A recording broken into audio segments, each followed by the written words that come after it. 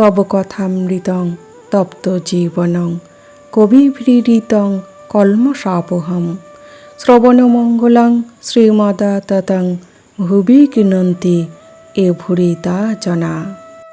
শ্রী শ্রী রামকৃষ্ণ কথামৃত, চতুর্থ খণ্ড, দ্বিতীয় পরিচ্ছেদ। বদ্ধজীবের লক্ষণ, কামিনী কাঞ্চন। বদ্ধজীবের, সংসারী জীবের কোনো মতে হুঁশ আর হয় না। এত দুঃখ, এত দাগা পায়, এত বিপদে পড়ে, তবুও চৈতন্য হয় না। উট কাঁটা ঘাস খেতে বড় ভালোবাসে, কিন্তু যত খায় মুখ দিয়ে রক্ত দরদর করে পড়ে, তবুও সেই কাঁটা ঘাসই খাবে, ছাড়বে না। সংসারী লোক এত শোক তাপ পায়, তবু কিছুদিনের পর যেমন তেমনি। স্ত্রী মরে গেল কি অসতী হলো, তবু আবার বিয়ে করবে।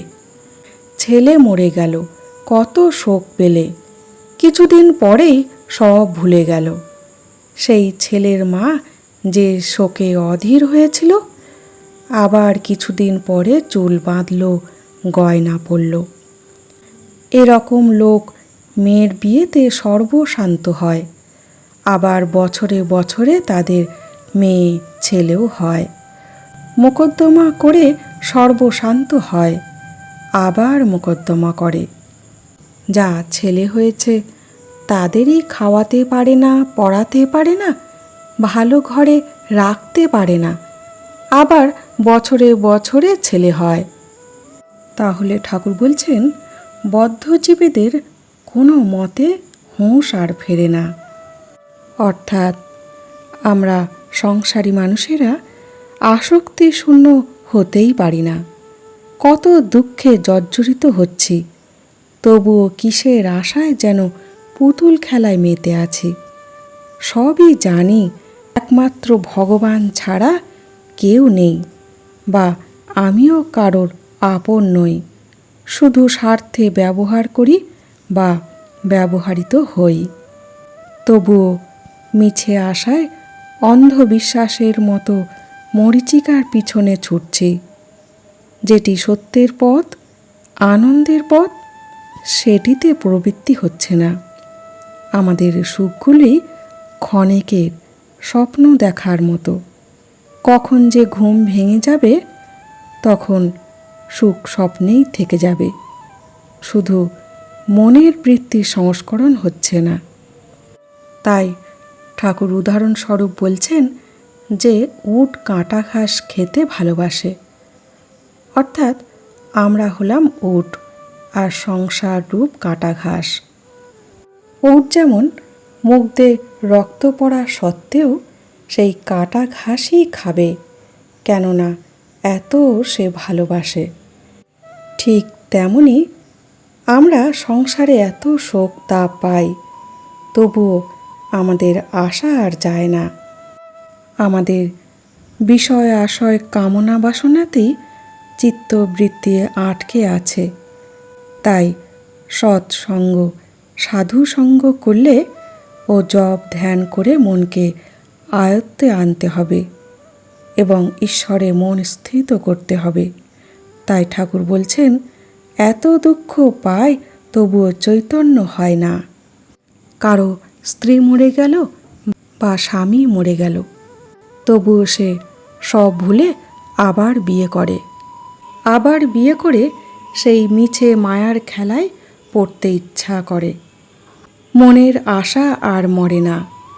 কেউ মোকদ্দমা করে সর্বশান্ত হলো, আবার সে মোকদ্দমা করে। আবার কখনো কখনো যেন সাপে ছুঁচো গেলা হয়, গিলতেও পারে না, আবার উগরাতেও পারে না। বদ্ধজীব হয়তো বুঝেছে যে সংসারে কিছুই সার নাই, আমরা আর কেবল আঁটি আর চামড়া, তবু ছাড়তে পারে না, তবুও ঈশ্বরের দিকে মন দিতে পারে না। জীবনকে যে জ্ঞানের দৃষ্টি দিয়ে, চেতনার দৃষ্টি দিয়ে দেখে, তারাই জীবনকে প্রকৃত উপলব্ধি করে।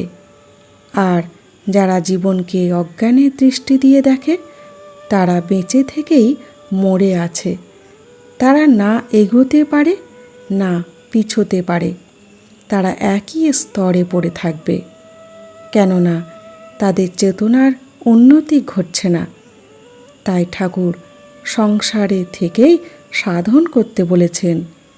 এই জীবন বড় জটিল, তাই ঠাকুর বলেছেন প্রথমে বিষয়ানন্দ, তারপর ভজনানন্দ, তারপর ব্রহ্মানন্দে ডুবে থাকতে হবে। কেশব সেনের একজন আত্মীয় 50 বছর বয়স, দেখি তাস খেলছে, যেন ঈশ্বরের নাম করবার সময় হয় নাই। বদ্ধ জীবের আর একটি লক্ষণ আছে, তাকে যদি সংসার থেকে সরিয়ে ভালো জায়গায় রাখা যায় তাহলে হেদিয়ে হেদিয়ে মারা যাবে।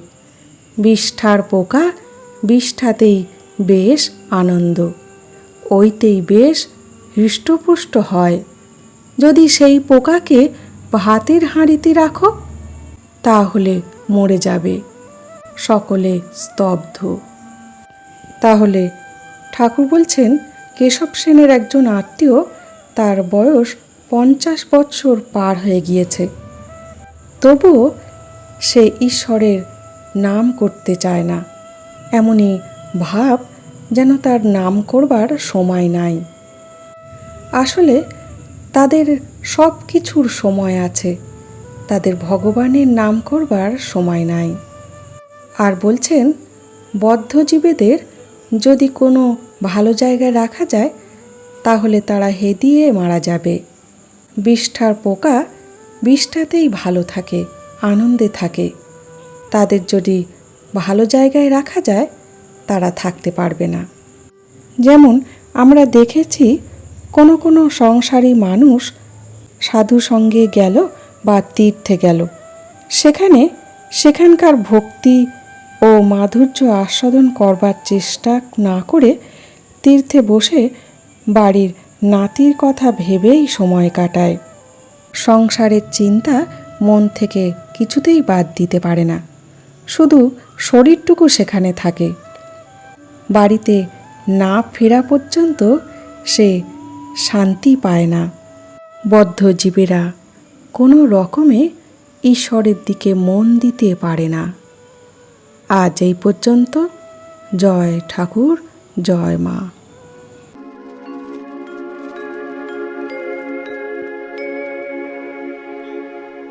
নিরঞ্জনম নিত্যমনন্তরূপম ভক্তানুকম্পা ধৃতবিগ্রহম বৈ ঈশাবতারম পরমীশমিদ্যম